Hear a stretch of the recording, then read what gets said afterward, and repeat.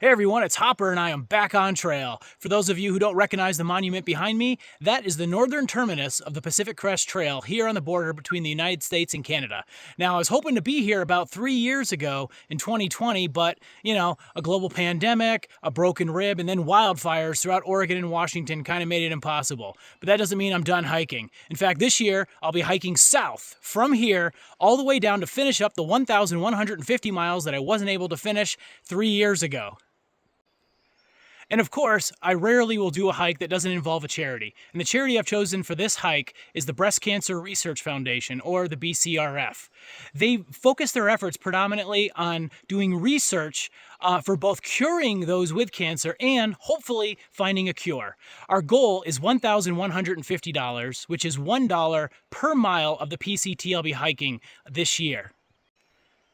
The reason why I've chosen the BCRF and breast cancer as the charity is because 3 people close to me have had to deal with breast cancer recently. One, a friend from high school, luckily had a false alarm on breast cancer. Another, my own cousin, recently was diagnosed with breast cancer and she is fighting it. Luckily, they caught it early, so she has a very good chance. And third, one of my good friends from high school is actively fighting breast cancer, and we're all pulling for her, but we want to do more. And doing more means doing research. All 3 of these ladies are in their 40s. That's still young. Breast cancer doesn't just strike people in their 80s and 90s. Oh, and guys, it's not just women that get affected. 1% of all verified breast cancer cases are in men.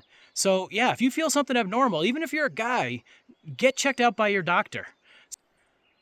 And also, keeping with tradition, for every dollar you donate, I will match it dollar for dollar up to the goal of $1,150. Together, we can beat breast cancer. But for now, hike on.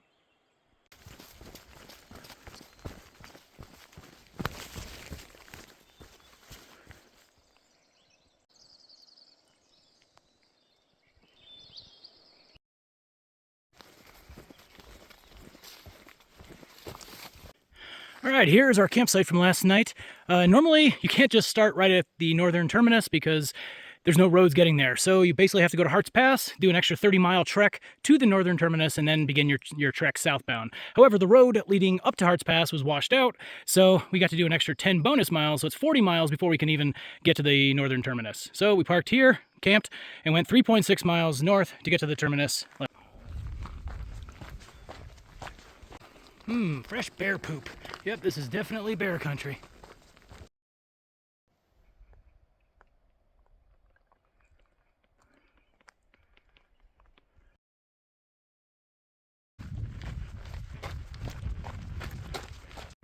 "10 miles down, only 1,140 to go." Crazy thing just happened, so like as hikers are going up, northbound and southbound, we stop, we say hi to each other and so on. Just met a guy and he was like, "Hey, did you used to make YouTube videos back in 2020? And the guy actually remembered me. So it was kind of cool, to seeing someone who used to actually watch the videos and enjoyed it and got some information out of it. So yeah, Larry, it was a pleasure meeting you, and hike on. It's only 2 o'clock in the afternoon, but there is a nasty storm coming in, and it was forecasted, so I was ready. And here's my nice little campsite. As luck would have it, that storm actually blew south of us, and there were only a few raindrops on the tent, but other than that, just a bit of wind. But hey, that's all right. I did 15 miles by 2 o'clock in the afternoon, so I'd still call it a good day. Good morning. It is 4:52 a.m., and what a beautiful day it's about to be. On trail.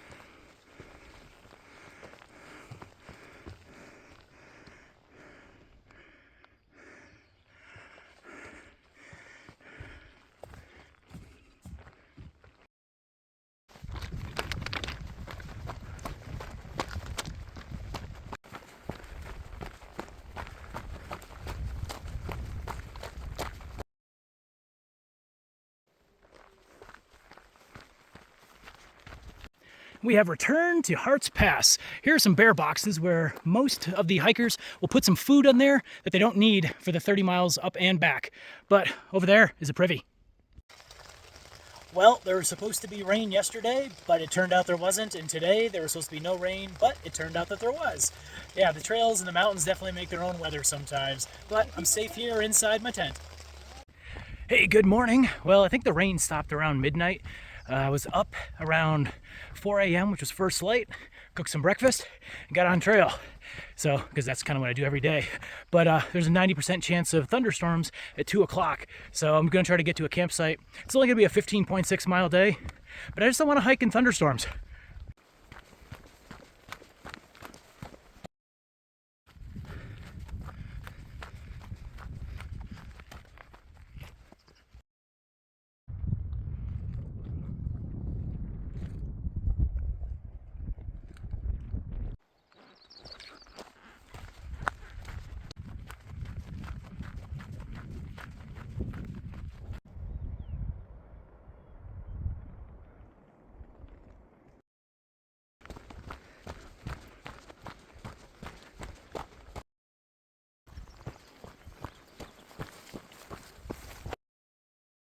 There's a wee bit of overgrowth here on the trail.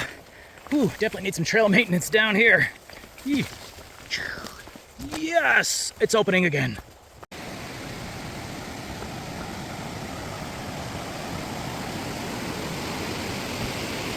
Under this bridge is luscious water, and I'm gonna get me some. This is Brush Creek. Right here in the middle of the trail. That's not deer poop, that looks like elk. So hopefully we'll get to see some. This is what we call an obstacle. Ugh, this is gonna be challenging. I'll make it over somehow. And I made it. Looks like that 3rd grade gym class with gymnastics finally came in handy. See the snake? There he is. I almost stepped on you, buddy. Glad you made it by. All right, go eat some mice. And we've arrived at our destination. This is the Methau River, and there's supposed to be a campsite real close. All right, so it was a great day here. Found my campsite. There's my tent back there. It's a mile 45.9. It was actually only a 15.4 mile day, but I'm also here with another hiker over there. That's Sprawl. So yeah, I'm not out here alone. Normally it's just me and the bears, but it's good to have someone else who's hopefully a little bit slower and a little more tastier than me. Not even 30 minutes later, the thunder started and the hail and rain is already coming down. Well, the clouds went away, the rain stopped, and it's all blue skies, as you can see above me. Well, some little clouds, but yeah, so I took my tent back down, and I'm gonna see how much farther I can hike on. Well, there's the blue skies, and a few raindrops have started, but there's some cumulonimbus coming our way, so better get camped. Storm is getting real close. I got my tent right over there. For Sale is right there, and over there is Phoenix. Well, I'm really glad that I got back on trail for the day. The rain stopped, it hasn't hit yet, but I'm here at mile 50.7, making it a 20.2 mile day, and I'm actually really glad because the part I just did, that we added, was an extra 3,000 feet of elevation gain over, I don't know, was it roughly 4.5 miles or so. So I don't have to do that tomorrow, and tomorrow should be a bigger mile day as long as the forecasted storm doesn't hit.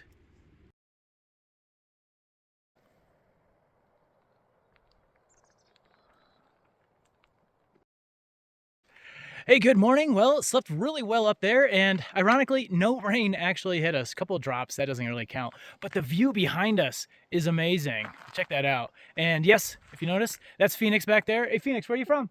From Germany. She's from Deutschland. So yeah, the PCT this year, I'd say 60% of the people are not American, which is kind of cool. It definitely has an international flavor. But there's supposed to be a storm coming, so we got to hike as far as we can and before we get wet.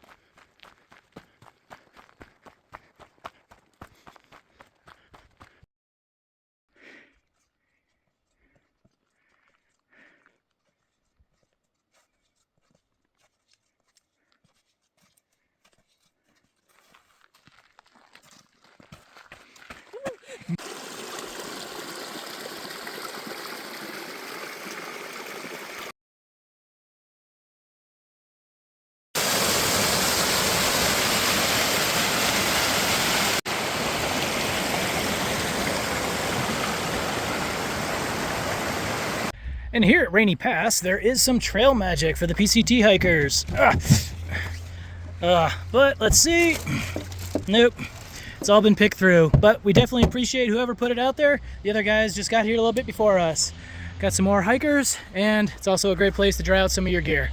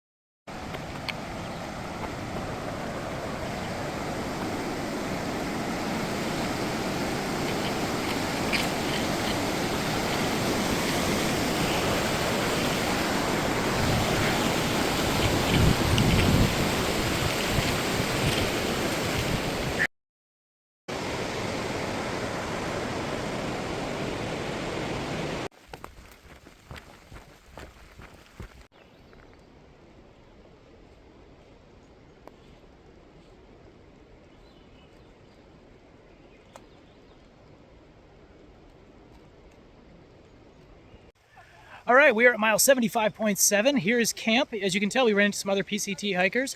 You got Phoenix, Birdie, Android, Switchback. All right. So yeah, 25-mile day. Didn't want to do it, but it makes tomorrow only a 4.7-mile walk into the road that gets you to Stehekin. So that's where I got a resupply. So tomorrow's going to be a nice, easy day. Well, we have got quite the party here. Whole bunch more hikers showed up, but interestingly, there's bear poop right in the middle. Hopefully he doesn't come tonight.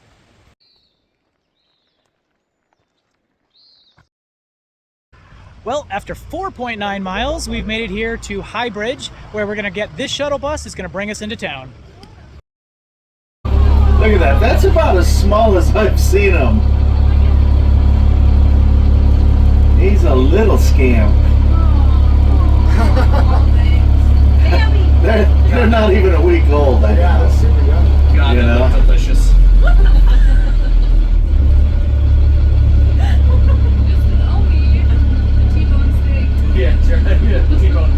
The shuttle bus from the trailhead down to the town will stop at the local bakery, where they have amazing food, including some quiche and my favorite strawberry rhubarb pie.